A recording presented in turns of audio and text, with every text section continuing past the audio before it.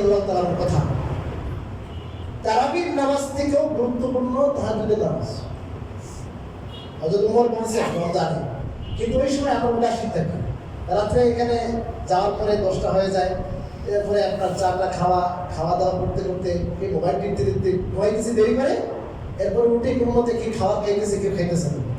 শোনেন, সাহারি খাওয়া শূন্য, আমার পেটে খিদা নাই, না না, আপনি সাহারি খাবেন। ইহুদি নাসারা এরা কি করতো না, সাহারি খেত না। এদের বুঝায় আমাদের বুঝায় পার্থক্য, সাহারি খাওয়া, সাহারি খাবেন।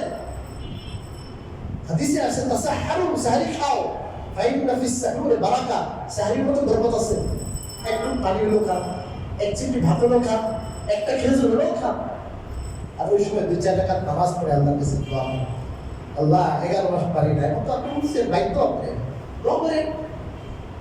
বাবুদের বলছি আপনারা পাকানোর জন্য উঠেন, আর 10 মিনিট আগে উঠেন, যে টাইমে উঠেন 10 মিনিট আগে উঠেন, নামাজ পড়েন।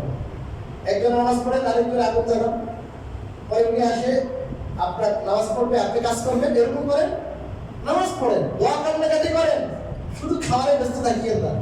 আবার ইফতারের টাইমে এটা আনো, ওইটা আনো, এইটা আনো, ওইটা আনো হয়েছে কিনা, সর্বদা আনা হয়েছে কিনা, এই ভক্তি দিতে দিতে কি নাই, দোয়া নাই। অথচ হাদিস শরীফে রাসূল কারীম সাল্লাল্লাহু আলাইহি ওয়াসাল্লাম বলেছেন, ইন্না লিস-সাইম লাদাওয়াতান লা তুরাদ, রোজাদারের দোয়া কবুল। আর বলেন একটা দোয়া তো এমন যেটা কোনোভাবেই ফেরত হবে না, এটা আল্লাহ ফেরত করবে না। এই সময় তো কবুল হওয়ার জন্য একদম বেস্ট সময়, আল্লাহ তাআলা অপেক্ষা করতেছে এবং বান্দাদের দোয়া করে, আমরা শুধু খাওয়াতে ব্যস্ত।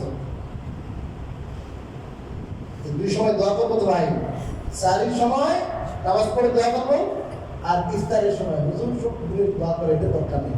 আপনার মনে যে আকুতি কথা ব্যথা আপনার আছে, আল্লাহকে বলুন, ঠিক আছে তো ভাই? ইনশাআল্লাহ আল্লাহ রাব্বুল আলামিন কথাগুলো বুঝার এবং আমল করার তৌফিক